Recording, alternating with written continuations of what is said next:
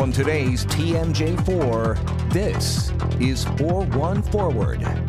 It may be the toughest job in Milwaukee, and the guy who has held it for 10 years is ready to retire. Milwaukee Police Chief Flynn is moving on from Milwaukee after leading a department that has seen its challenges and accomplishments.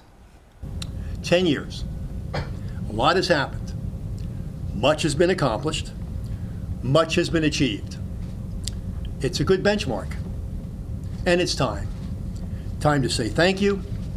Time to say goodbye. Well, it's been a few days since the police chief made his big announcement, and he has agreed to sit down for his first one-on-one TV interview with us after that big decision. Chief Flynn, welcome back to 4-1 Forward. Okay, Milwaukee's been home for you for 10 years. 3 words describe how that experience has been for you. Ooh. Just 3. Yes, right. I'm not used to only giving short answers. It's been a remarkable experience. It's been overwhelmingly gratifying. It's really been the pinnacle of my professional career. Yeah, certainly one would agree, the toughest job in the city. When you look and when you become reflective, well, let me ask you first, why now? Was there a timing, was there a point that something hit you that said, this is the time? Well, in all sincerity, when I was sworn in for my 3rd term, I pointedly, whenever asked, didn't commit to fulfilling the term. Because that's always the first question. Are you going to stay for full 4 years? I remember when I was sworn in the first time, all the speculation was, are you going to stay? Right. You know, of course, for some people now it's, when are you leaving? but initially, that was certainly the speculation. So I was careful about that because mentally I thought 10 years would be the good benchmark. 2.5 terms, that's a good, solid decade. And given the fact that of the 79 major city chiefs, only 3 have longer service in their department than I do, it's a heck of a longevity record. And I particularly wanted to see if we could do a turnaround on the homicide numbers. We had 146 the last year of my 2nd term. I so wanted to make an impact on that. First year we still had 142. Last year with that 17% decline, it's still much higher than the average had been under my tenure, but absolutely in the right direction. So I thought, okay, we've gotten to the 10 years. Across the board, we've had crime decreases in 2017 compared to 2016. Perfect timing. Milwaukee is an interesting place. You mentioned that you wanted to bring those homicide numbers down, and we have seen a decline. What do you credit that to? I'm not going to credit it to anything right now. I mean, there's a variety of things have to take place. Obviously, we've got strong community partnerships at the neighborhood level that are actively working with the youth of our community, places like the Boys and Girls Clubs, places like the Northcott Community House, places like the Safe and Sound Initiative.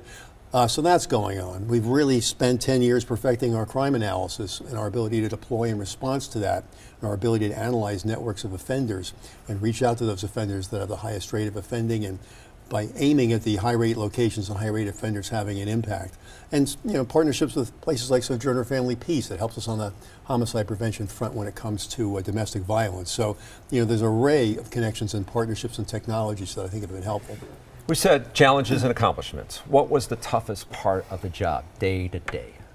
Well, I think initially we had an awful lot of momentum because across the board there was desire to change. There was desire for change inside the organization. They recognized they'd fallen behind the times in some ways, that they'd been buffeted by some controversies. Certainly I have been. It's endemic to the job. Change what? The thinking, how to run the department? Culture. Part of it was the organizational culture, the notion of what's possible. The department had become very defensive over the last several years because of a couple of high-profile incidents. Again, as I said, they can happen to any chief, but nonetheless, I think the shift from the Breyer years through the Areola and Jones and Hagerty years, there was a gradual attrition of people that were strongly connected to the old Milwaukee police culture. So part of that was a generational shift in both who was getting promoted. I had an opportunity to make a lot of promotions and command the promotions, and who was getting hired. Younger people with different attitudes towards society, policing, and so on. So taking advantage of a generational change and pushing cultural changes, leadership opportunities, technological change, I threw a lot at them.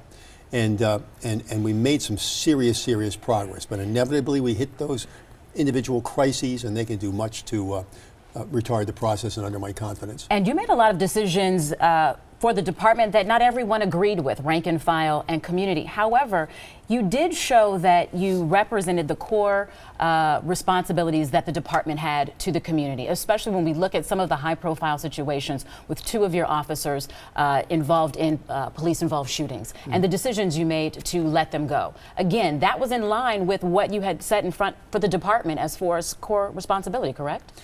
Yes. I mean, one of the challenges for the profession, and I think it's one of the sources of great frustration to the community, is how to hold officers accountable for both misconduct and incompetence. They're not the same thing. Okay, misconduct is motivated by ill will or greed. Incompetence is a dreadful error that can result in a horrible consequence.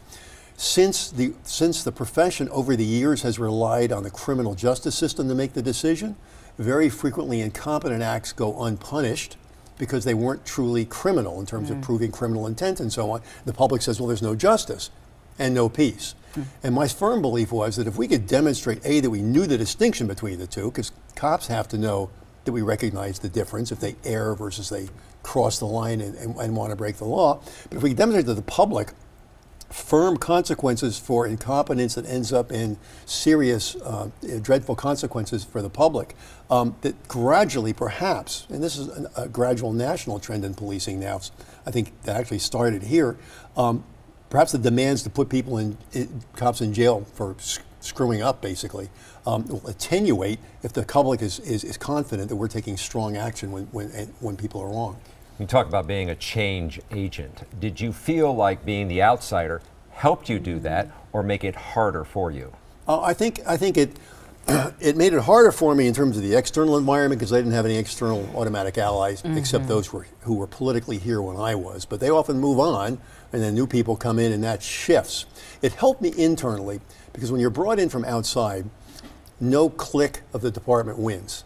Okay? There's no consequences for collaborators. Okay? No one is punished or exiled for having aligned with the wrong group. The other thing is within every organization there are what I call inside outsiders.